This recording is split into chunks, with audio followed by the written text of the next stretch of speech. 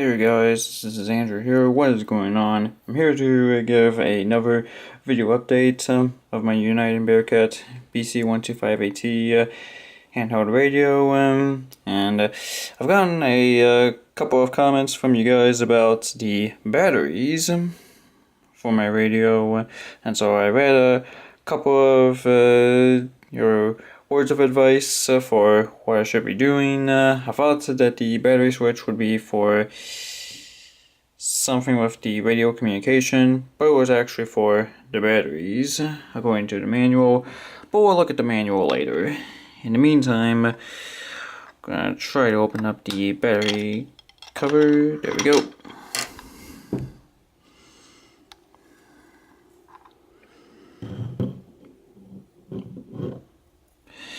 This may be a lot harder for the batteries to move.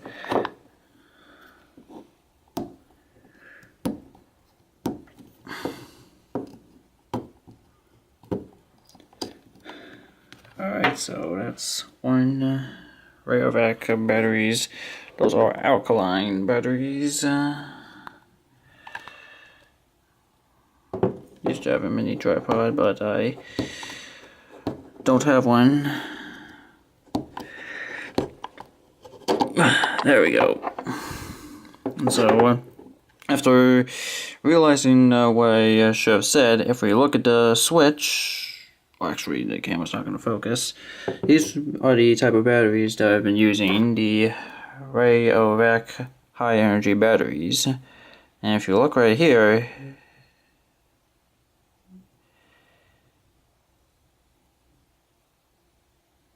the camera's going to focus.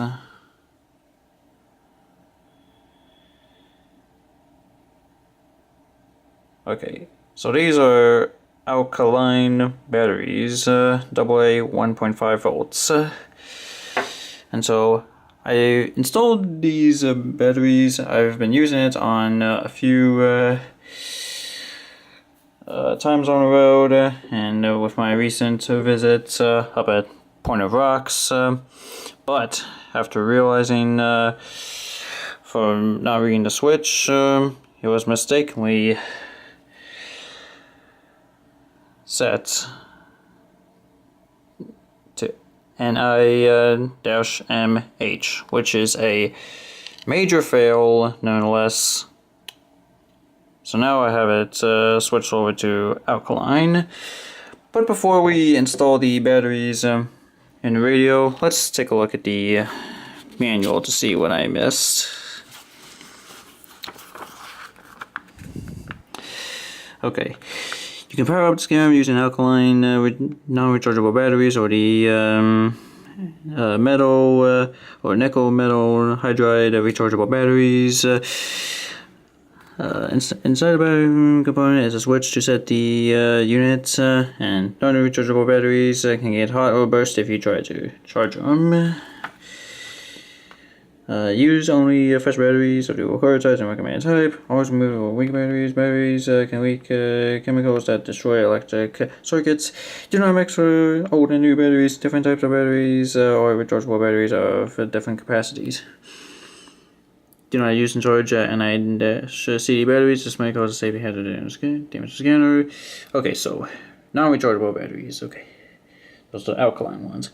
Make sure the power is turned off. Slide the battery component cover off. Use the pointed object and a ballpoint pen to set the battery selection switch inside the component to ALK. So that was the biggest key point I missed. So the batteries are indicated by polarity symbols marked inside the battery component, and we'll replace the battery component cover.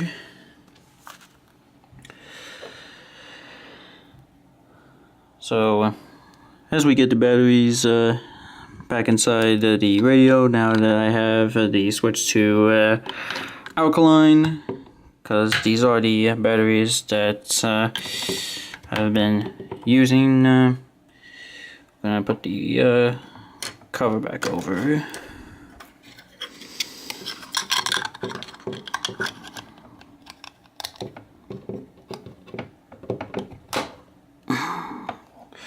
Alright, maybe a little harder than usual, but let's just hope we don't have a burnout. So here we go. And so the radio itself turns on as needed to do so, no problem. But this is good that I wanted to thank you guys for helping me with the battery components, which I thought for sure it had something to do with communication or whatever. But I'm gonna get new frequencies for a road trip to Mississippi. I'm gonna see my aunt, uncle, and my grandparents in Brandon and Forest, Mississippi. So I hope you enjoyed this as much as I did. And thanks for watching.